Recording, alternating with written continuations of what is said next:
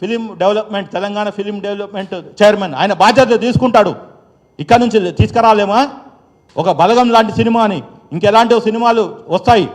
కాబట్టి తెలంగాణ ప్రభుత్వము, తెలంగాణ ఆర్థిక వ్యవస్థ, ఎంప్లాయ్మెంటు, ఉపాధి ఈ నలుగురు మీద, 4 కుటుంబాల మీద ఆధారపడి లేదు. కానీ ఎవరు ఆధారపడ్డారు అంటే ఒక కేటీఆర్, ఆ నలుగురు, ఒక కేటీఆర్, ఒక కవిత, ఒక హరీష్ రావు, ఒక కిషన్ రెడ్డి, వాళ్ళ బతుకులు, వాళ్ళ ఇంట్లో పొయ్యిలు నడవాలి అంటే మళ్ళీ ఈ రెచ్చగొట్టాలి.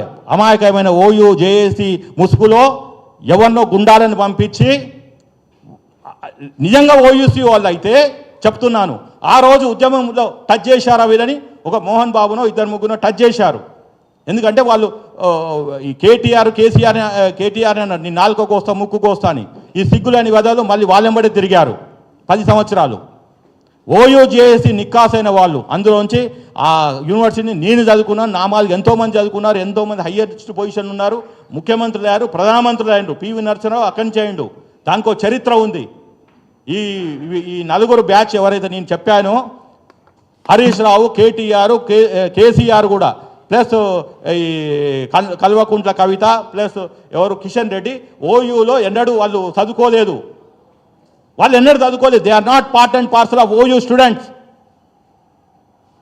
నేను క్లియర్గా చెప్తున్నా, కాదని చెప్పమనండి, నాకు నోటీసులు పంపించనండి, కోర్టులో చూసుకుంటా. కాబట్టి వాళ్ళు ఈ రేవంత్ రెడ్డి ఏదైతే వాళ్ళు ఇప్పటిదాకా చేసిన ఈ బ్లాక్ ఛానల్ అరేంజ్మెంట్స్ విత్ కేంద్ర ప్రభుత్వము, ఈ ప్రెసిడెంట్ రూల్ పెడతామని ఆ థాట్ ప్రాసెస్ బంద్ చేయరి. లేకుంటే మళ్ళీ మేము ప్రెస్ మీట్లు పెడతాము. నేను ఇంకా నా దగ్గర సమాచారం ఉంది, అది ఇప్పుడు నేను రివీల్ చేస్తలేను. నేను అంచెలంచెలుగా ఫేజ్ వైజ్గా చేస్తాను. ఇవాళ ఓన్లీ వార్నింగ్ ఇచ్చేది ఈ ప్రతిపక్ష నాయకులు, ద సోకాల్డ్ ప్రతిపక్ష నాయకులకి, మీరు వచ్చి అసెంబ్లీ అటెండ్ కండి. కేసీఆర్ గారు ఫామ్ హౌస్లో కూర్చొని మోడీ గారితో మాట్లాడుకొని, అమిత్ షాతో మాట్లాడుకొని, ఈ ఆంధ్ర వాళ్ళతో మాట్లాడుకొని, మీ గురువు గారైన చంద్రబాబుతో మాట్లాడుకొని ఈ రేవంత్ ప్రభుత్వాన్ని ఎట్లా కూల్చేయాలని ఇలాంటి మైండ్కి మీరు పదును పెట్టకండి. మీకు 75 సంవత్సరాలు వచ్చినాయి, కాలో చెయ్యో ఇరిగిపోయినట్టు ఆ రోజు ఏదో మీరు స్టంట్ ఆడారు, అది నిజమా వాస్తవమో తెలియదు. You are a stunt master. ఈ స్టంట్ కూడా మీరు ప్లే చేయకండి. ఉన్న కాస్తో కూస్తో గౌరవాన్ని, మీరు రిటైర్డ్ పొలిటీషియన్ అయితే గౌరవం ఉంటుంది. మీకు కొడుకు జైలుకి పోతాడు, ఆల్రెడీ మీ అమ్మాయి బెయిల్ మీద ఉందని చెప్పి తెలంగాణలో ప్రజలతో ఎన్నుకోబడిన ప్రజాపాలనని కనుక మీరు కూలదోస్తాను ఈ ఆంధ్ర వాళ్ళతోటి కలిసి అంటే మాత్రము ఇంకా మీ బీఆర్ఎస్ని గల్లీలో ఎవరిని తిరగనియ్యరు. ఇది క్లియర్గా చెప్తున్నా నేను నాకున్న సమాచారంతో.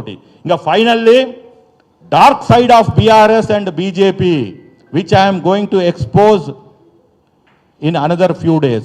Dark side of BJP and BRS. మిత్రులారా, ఇది ఫిలిం ఇండస్ట్రీని ముందర పెట్టి అల్లు అర్జున్కి ఏదో అయిపోతుంది అని రేవంత్ రెడ్డి గారి మీద బ్లేమ్ గేమ్ చేస్తే మాలాంటి అడ్వకేట్స్, జర్నలిస్టులు, సామాజికవేత్తలు ఈ తెలంగాణ ద్రోహులు ఎవరైనా సరే పొలిమేర దానికి తరిమి కొడతాం.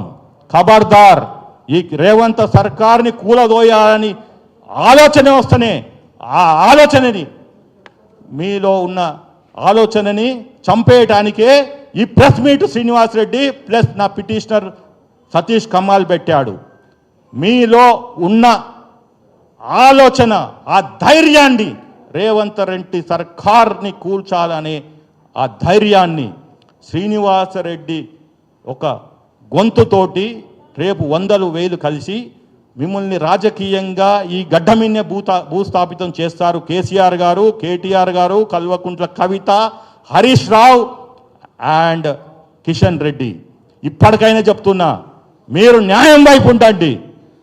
న్యాయము రేవతి గారి వైపు ఉంది, ఆ మహిళ వైపు ఉంది, ఆ బాలుడు వైపు ఉంది. మీరు న్యాయం వైపు ఉంటే మీ రాజకీయ భవిష్యత్తు ఉంటుంది. లేదు ఇలాంటి పిచ్చి పిచ్చి ఆలోచనలు పెట్టుకొని ఇండస్ట్రీ వైపు, ఫిలిం ఇండస్ట్రీ వైపు ఉంటాము, ఆంధ్ర వలసవాదుల వైపు ఉంటాము. అంటే వలసవాదులు అంటే